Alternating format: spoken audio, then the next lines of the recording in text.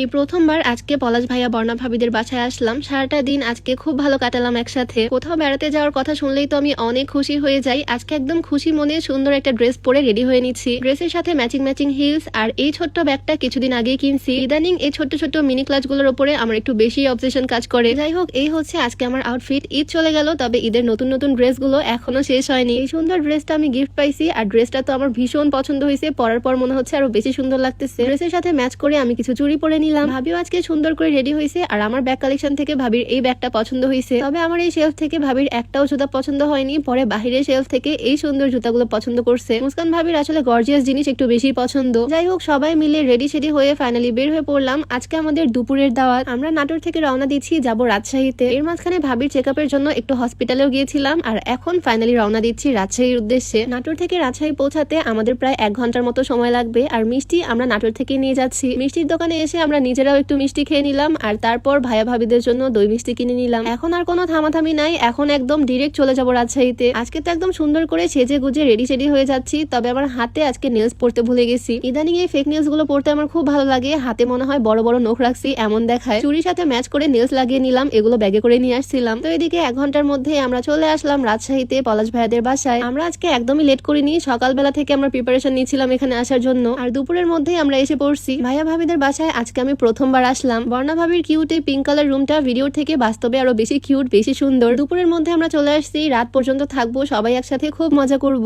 ভাবির pink colour room ঘোরা শেষ করে ভাইয়ার রুমে চলে আসলাম। ভাইয়ার রুমের থিমটা আবার একদমই অন্যরকম। বর্ণা ভাবি এদিকে আমাদের জন্য খাবার দাবার রেডি করতেছে, ডাইনিং সাজাচ্ছে। আমাদের জন্য ভাবি কত কিছু অ্যারেঞ্জ করছে, এখানে টেবিল ভর্তি একদম খাবার দাবার। মজা করে খাওয়া দাওয়া তো করবোই, তবে তার আগে তোমাদেরকে করতেছে। আর এদিকে আমি প্লেট ভর্তি ভাত তরকারি নিয়ে চলে আসলাম রুমে। গরুর মাংস, চিকেন রোস্ট, কাবাব, মাছ, অনেক কিছু রান্না করছে ভাবি। মজা করে সবাই খাওয়া দাওয়া করলাম। খাওয়ার পরে সবাই একসাথে আড্ডা দিলাম। আর তারপরে আমাদের কিউট তাহসিন বাবা ঘুম থেকে উঠে পড়ছে। ওকে দেখে তো আমি আর কোলে নেওয়ার লোভ সামলাতে পারতেছি না। মাশাআল্লাহ মাশাআল্লাহ, আমাদের তাহসিন বাবুটা এত কিউট। সবাই অবশ্যই ওর জন্য দোয়া করো, মাশাআল্লাহ বলো। আজকে তাহসিন বাবুকে আমরা প্রথম দেখলাম, বাট কোনো গিফট আনতে পারিনি ওর জন্য, সেজন্য ওর হাতে ক্যাশ দিলাম। সবাই একসাথে গল্প করলাম, আড্ডা দিলাম। এরপর ছেলেরা বাইরে চলে গেল ঘুরতে। আর এর মধ্যেই হঠাৎ সারপ্রাইজ, তোমাদের ভাইয়া আমার আম্মুকে এনে দিছে এখানে। তোমরা তো অনেকেই জানো আমার মায়ের বাসা রাজশাহীতেই। আমি তো চিন্তা করতেছিলাম বাসায় যাওয়ার আগে যত রাতই হোক মায়ের সাথে একটু দেখা করে যাব। তবে তোমাদের ভাইয়া আমার মাকে এখানে এনে দিল। সন্ধ্যা থেকে রাত পর্যন্ত সবাই একসাথেই ছিলাম। আর রাতে খাওয়া দাওয়া না করে তো ভাবি আমাদেরকে বাসায় ফিরতে দিবে না। রাতের খাবার ছিল আচার, খিচুড়ি, গরুর মাংস।